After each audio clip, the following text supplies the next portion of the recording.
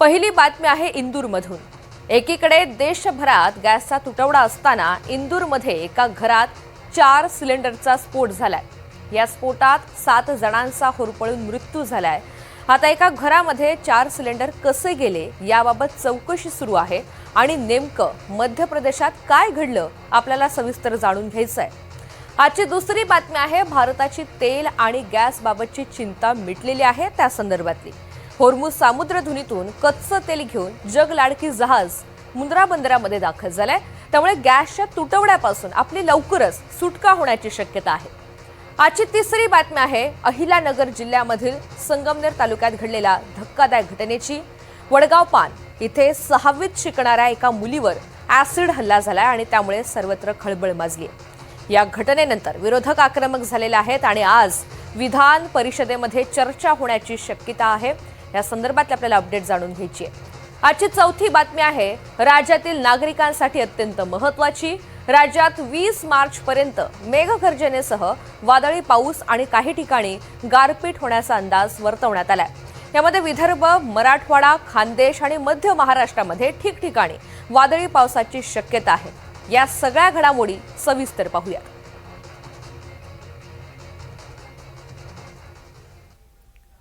आणि यातली पहिली बातमी आहे मध्य प्रदेशमधून। मध्य प्रदेशची आर्थिक राजधानी असलेल्या इंदूरमध्ये मंगळवारी रात्री एक अत्यंत भीषण आणि मन सुन्न करणारी घटना घडली आहे।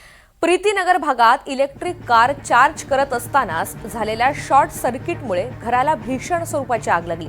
या आगीत 4 गॅस सिलेंडरचा एकापाठोपाठ एक असा स्फोट झाला, ज्यामध्ये 5 निष्पाप मुलांसह कुटुंबातील 7 सदस्यांचा होरपळून मृत्यू झाला। घराबाहेर उभी असलेली इलेक्ट्रिक कार चार्जिंगला लावलेली होती। रात्रीच्या वेळी चार्जिंग पॉइंटमध्ये शॉर्ट सर्किट झाला। घरामध्ये 15 पेक्षा अधिक गॅस सिलेंडर ठेवलेले होते। कारच्या चार्जिंग पॉइंटला लागलेली आग वेगानं घराच्या आत पसरली। घराच्या तळमजल्यावर आणि पहिल्या मजल्यावर आगीच्या उष्णतेमुळे 4 सिलेंडरचा भीषण स्फोट झाला। हा स्फोट इतका शक्तिशाली होता की घरातील व्यक्तींचा जागीच मृत्यू झाला।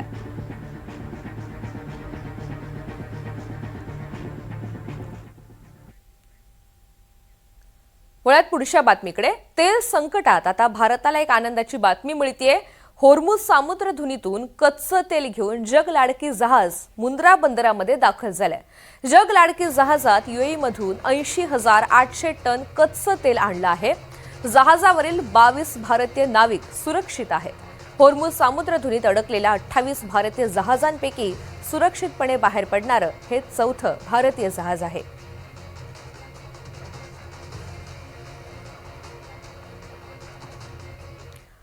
तिकडे छत्रपती संभाजीनगरमधील वाळूज परिसरातील लोखंड बनवणाऱ्या कंपनीमध्ये देखील गॅस तुटवड्याचा परिणाम जाणवू लागलाय। श्रीकांत कुलकर्णी यांचा कारखाना आहे आणि त्यामध्ये लोखंडी चेन बनवली जाते, पण आता गॅस अभावी कारखाना बंद पडलाय। वाळूजसह आणखी 2 ठिकाणी त्यांचे कारखाने आहेत, ते सर्व कारखाने आता बंद करण्यात आले। त्यामुळे त्यांचं मोठ्या प्रमाणात आर्थिक नुकसान होतंय आणि याच कारखान्यामधून सविस्तर आढावा घेतलेला आहे आमचे प्रतिनिधी मोहसिन शेख यांनी।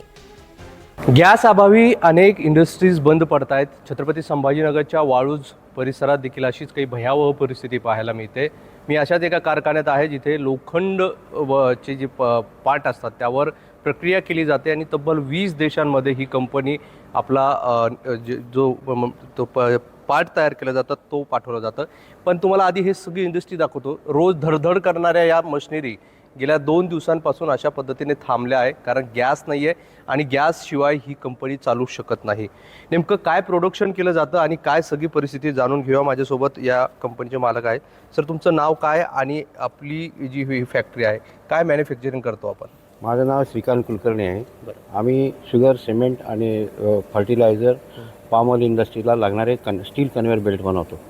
या स्टील कन्व्हेयर बेल्टला लागणार जे प्रोसेस लागते, स्टील लोखंडावर जी प्रक्रिया करावी लागते, प्रक्रियाला उष्णोपचार म्हणतात आणि हीट ट्रीटमेंट म्हणतात इंग्लिशमध्ये। हीट ट्रीटमेंट केल्यामुळे त्याची लाईफ, त्या कॉम्पोनंटची लाईफ वाढते।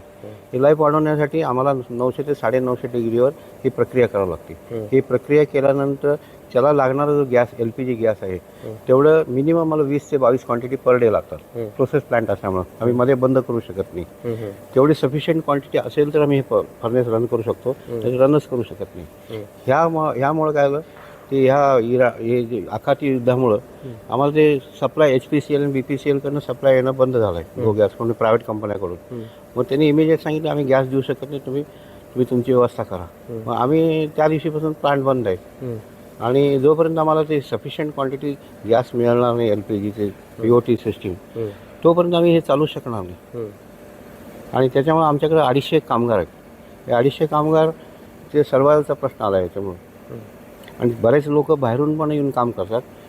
ते मुलं मग थांबायचं की नाही थांबायचं विचारात पडलेली.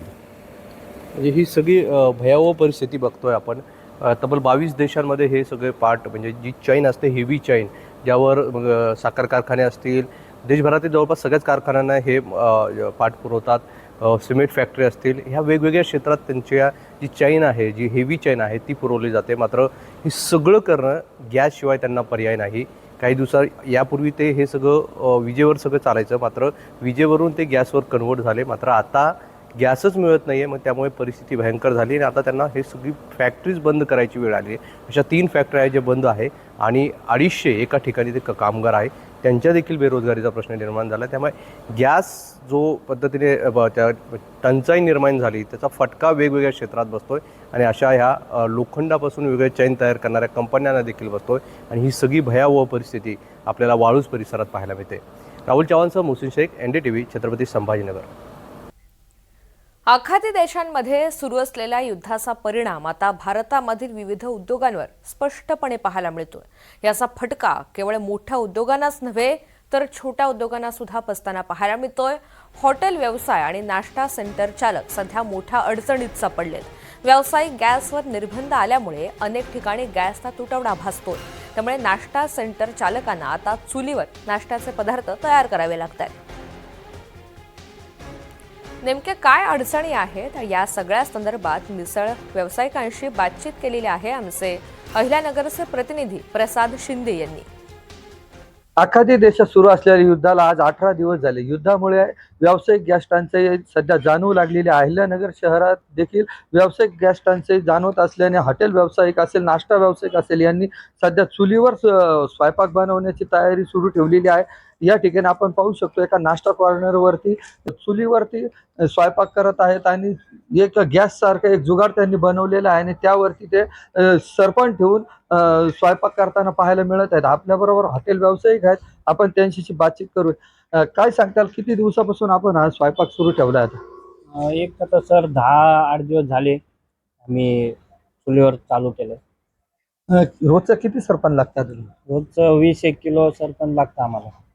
बघ, गिरायकाची काय प्रतिक्रिया? गिरायकाची चांगली प्रतिक्रिया आहे की त्यांना चुलीवर आता अजून चांगलं लागतंय. फक्त एवढं की चुलीवर थोडा टाइम लागतो. जे गिरायकांना फास्ट सर्व्हिस आपण देतो चुलीवर थोडं द्यायची म्हणलं तर थोडा टाइम लागतो, पण खुश आहे गिरायक सगळे. आणि सगळे एकदम आपल्या मारुतीराव मिसळला चांगले भेट द्यायले कस्टमर. आणि आपण अजून काय असे रेट पण नाही वाढवले, काही पण नाही. नाही तर गॅस टाकीच्या तोड्यामुळे इतकं ब्लॅक चालले व्यवहार की काही भाव सांगायले गॅसच्या टाकीचे. कमर्शनल तर बंदच केले, पण आम्ही अजून 1 रुपया नाही वाढवला आणि काही नाही. एकदम ग्राहकांना आम्ही शुल्लक म्हणजे या रेटमध्ये एकदम बेस्ट दर्जाची मिसळ आम्ही खाऊ घालतो. सध्या तुम्ही चुलीवर स्वयंपाक करताय तर यामुळे कुठं बजेटमध्ये काही वाढ झाली का तुमच्या? बजेटमध्ये आमच्या वाढ झाली. म्हणजे जिथं आम्हाला जास्त नफा भेटायचा तर तिथं थोडा कमी भेटतोय, पण आमचं चालू आहे. फक्त सरकारकडं आमची मागणी की त्यांनी लवकरात लवकर सगळं सुरळीत करावा. नक्कीच सरकारने लवकरात लवकर गॅस सुरळीत करावा अशी या व्यावसायिकांची मागणी. प्रसाद शिंदे, NDTV मराठी, अहिल्यानगर.